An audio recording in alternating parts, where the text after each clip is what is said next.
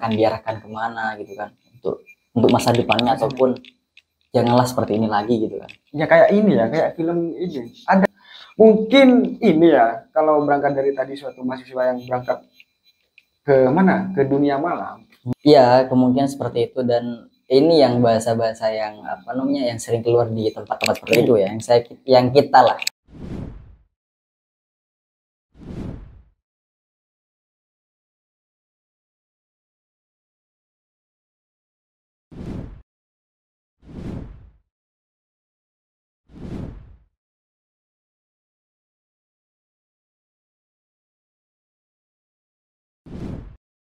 Akan diarahkan kemana gitu kan, untuk masa depannya, ataupun janganlah seperti ini lagi gitu kan. Ya kayak ini ya, kayak film ini. Ada filmnya itu, Kupu-Kupu Malam. Kupu-Kupu Malam. Oke. Itu filmnya menentang ya, kita misal ada seorang perempuan, dia terdilema dalam satu permasalahan, dan ada satu peran utamanya gitu, melakukan memberikan suatu nasihat gitu.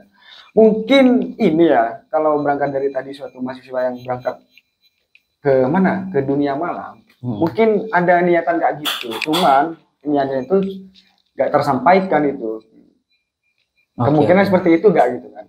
Iya, kemungkinan seperti itu. Dan ini yang bahasa-bahasa yang apa namanya, yang sering keluar di tempat-tempat seperti itu ya, yang kita lah, yang kita lihat di secara media sosial gitu kan.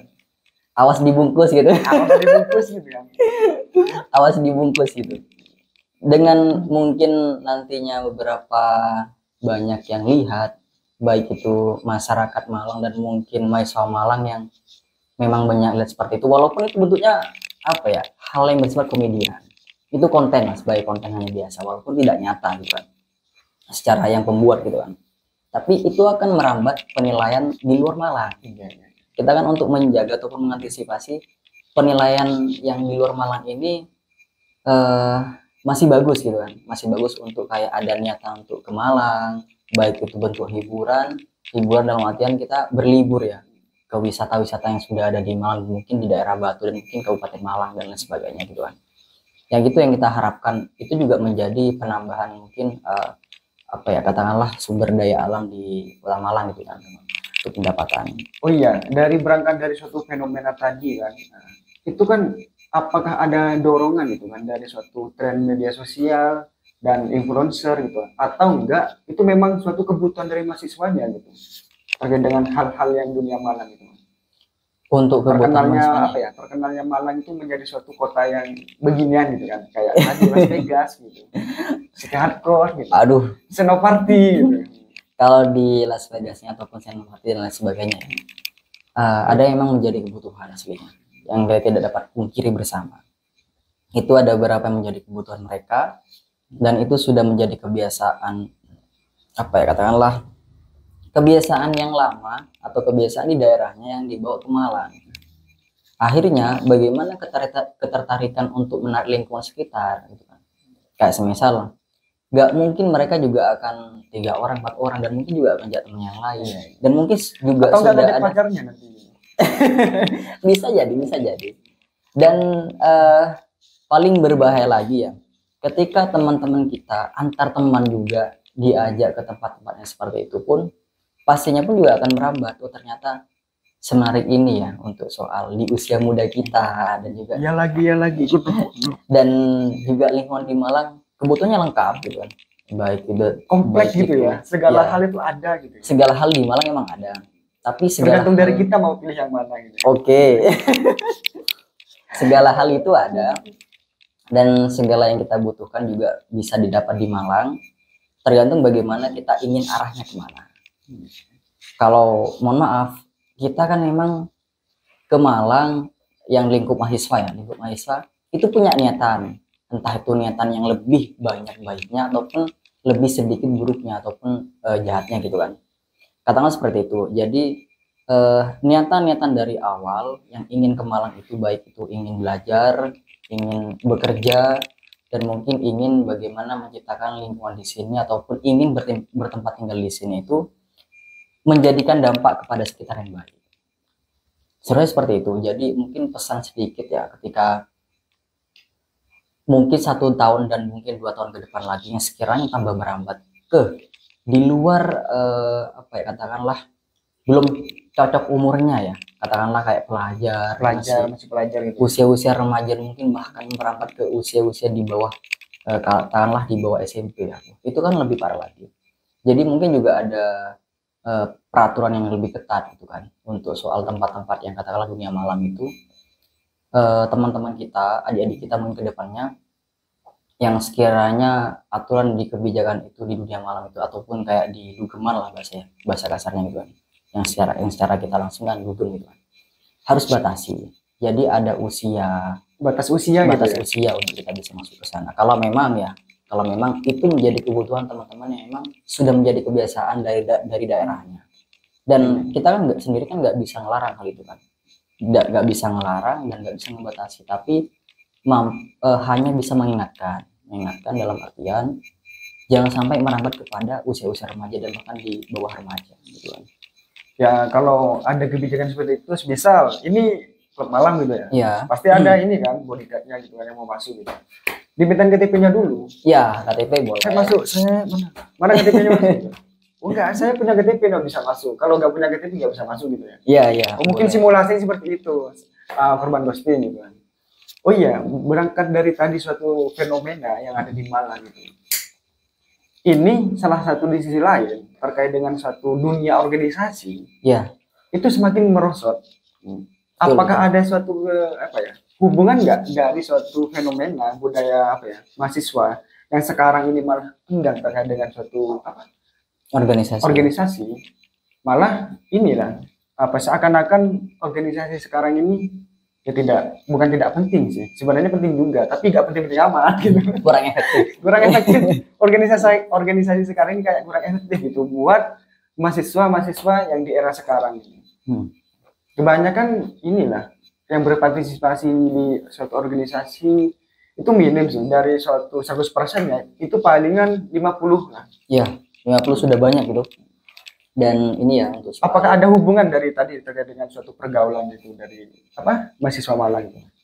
Oke, terkait dari mahasiswa Malang ya, yang kita tarik dengan organisasinya ya, itu memang ada hubungannya terkait itu.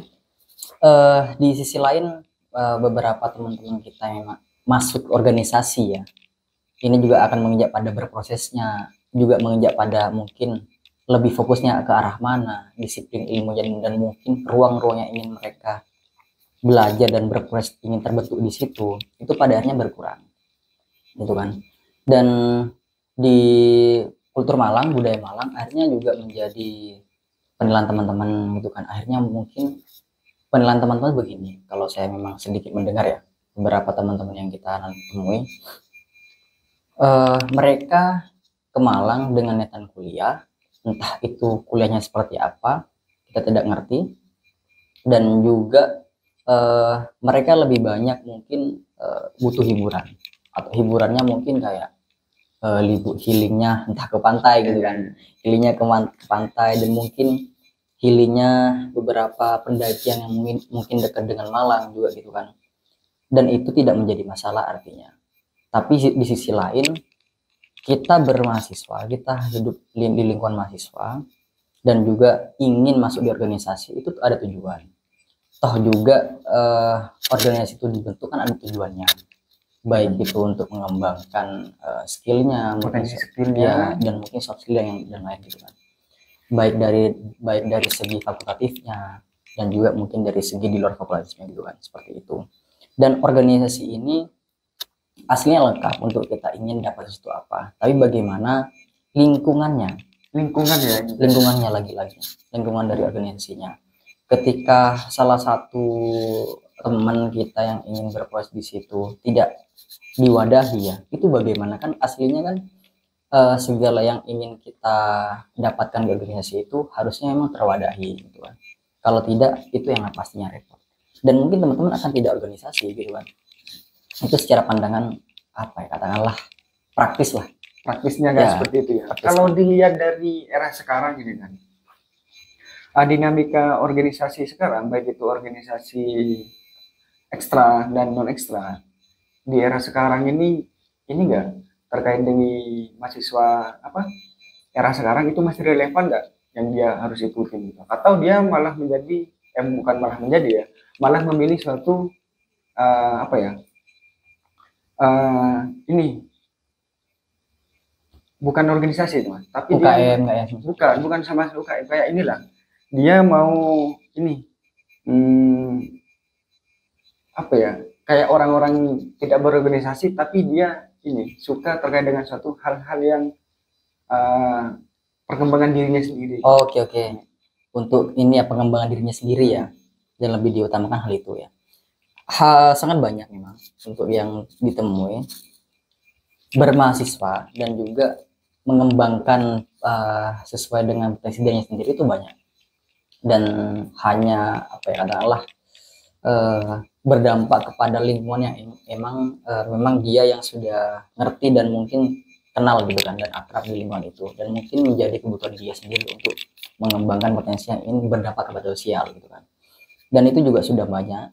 Dan apa salahnya gitu kan, ini pertanyaan, apa salahnya kita berorganisasi dan mungkin mengembangkan dan berdampak di organisasi dan juga di masyarakatnya gitu kan. Sebetulnya dalam segi potensi yang kita sendiri yang punya dan juga teman-teman yang lain gitu kan, itu menjadi kolaborasi yang sekiranya berdampak lebih besar, baik itu untuk pengembangan fakultatifnya, mungkin mengaktualisasikan dengan keilmuan yang didapat di kampus. Hal seperti itu yang memang kita ya kadang memang tidak terlalu menanamkan pada diri kita untuk di era sekarang, karena banyak regenerasi sekarang itu ya hanya bahasa kasarnya ya, hanya untuk kepentingan pribadi ataupun hanya untuk pengembangan pribadi. Jadi yang sekiranya bersifat sosial ini berkurang. Teman-teman yang meluangkan waktu untuk bersosial, entah mungkin kayak ngobrol di kopian dengan mungkin berbagi cerita dan mungkin berbagi pengalaman, bertukar pikiran, dan mungkin saling menyampaikan argumen yang sekiranya menjadi keilmuan kita masing-masing gitu kan. Itu sudah berkurang karena memang hal seperti itu yang kita untuk hindari sekarang. Jadi harus tetap menanamkan nilai-nilai yang sekiranya kita ada untuk kebermanfaatan. Dan mungkin ada waktu di mana kita akan serius ataupun fokus kepada target kita dan tujuan hidup kita. Mungkin akan yang berkeluarga, mungkin juga akan yang memang sudah ingin bekerja. Itu ada fase di mana hal-hal seperti itu yang kita nanti akan capai gitu kan. Oh ya, dari tadi kan terkait dengan adanya satu perubahan lah. Kayak tadi kalau budaya organisasi itu kan, misal kalau kita nongkrong, itu membahas suatu apa ya, berbagai cerita, berbagi suatu pengalaman, saling mensupport gitu kan. Nah, yang sekarang ini kan, itu kan sudah mulai terkikis itu kan. Iya, sudah mulai terkikis gitu kan. Dan itu terkait dengan satu pembahasannya di Noki-Noki, maksudnya Noki. Itu sudah berbeda lagi, bukan hal kayak gitu. Nah, karena apakah suatu penyebab utamanya itu ya kayak tadi, terkait dengan satu pergaulannya terlalu bebas, sehingga dia terkait bebas, nyaman terkait dengan kesendiriannya. Ya, itu juga menjadi faktor, aslinya menjadi faktor ya, dimana lingkungannya sekiranya sudah tidak ada, bahkan mungkin sudah hilang ya.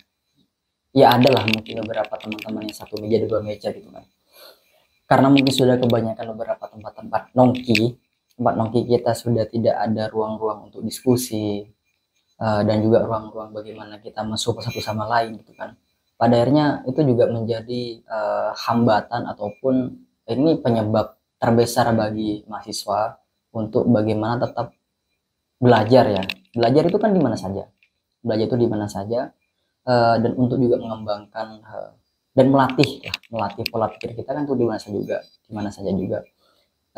Jika hal-hal yang seperti itu sudah tidak ada, itu bagaimana untuk pengembangan dunia mahasiswa gitu kan. Dan terlebih lagi regenerasi sekarang yang mohon maaf, lagi-lagi kita juga pernah merasakan, atau enggak kita pelakunya nih. Wah, itu bisa hampir mungkin kita, karena kita kan berharap di lingkungan itu kan ada teman yang sekiranya bisa diajak ngobrol yang sekiranya nyambung dengan kita, mungkin yang sekiranya untuk saling membantu untuk mengembangkan ataupun bertukar pikiran. Referensi yang mesti kita punya kan tentunya berbeda. Tentunya berbeda. Bagaimana dalam menyatukan referensi yang mungkin kita membahas soal di Malang, pendidikan di Malang, mungkin lingkungan di Malang, dan juga mungkin beberapa sumber daya alam di Malang yang sekiranya kita bisa pelajari bersama. Itu juga harapan kita kan aslinya kan. Tapi dengan tidak adanya forum-forum yang seperti itu, ini bagaimana untuk soal kehidupan di Malang untuk seterusnya, dan mungkin hari ini juga gitu kan. Tapi khususnya di Malang itu masih ada kan? Ada. Sepenuhnya nggak ada kan? Ada masih ada.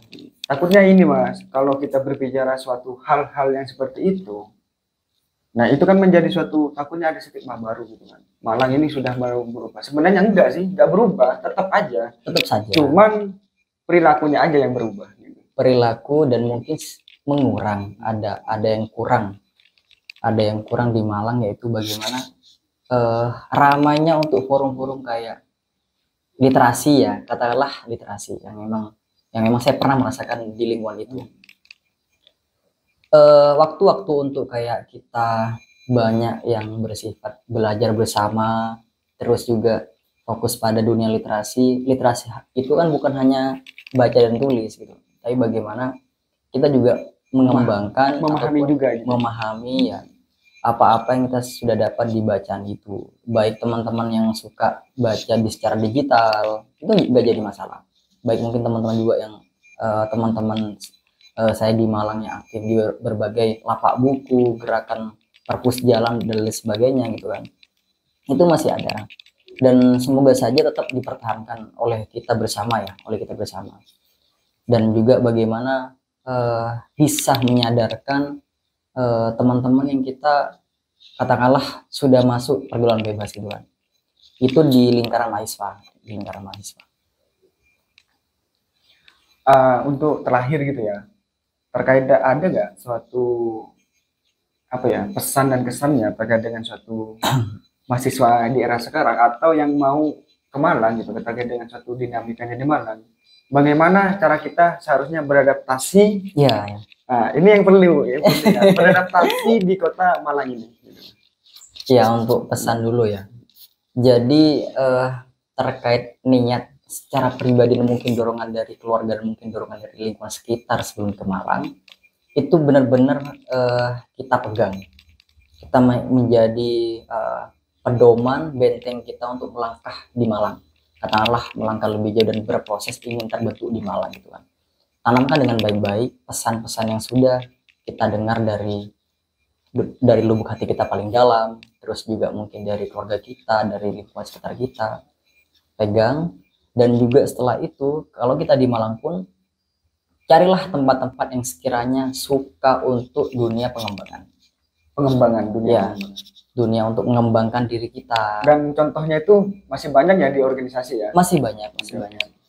Teman-teman, saya punya beberapa teman ya di Malang, yaitu di forum literasi, perpus jalanan, gerakan buku itu di Malang masih ada, dan juga forum-forum kayak bincang buku, bincang film, bedah film, dan mungkin beberapa teman-teman yang suka gerakan, teman-teman yang suka bidang menulis.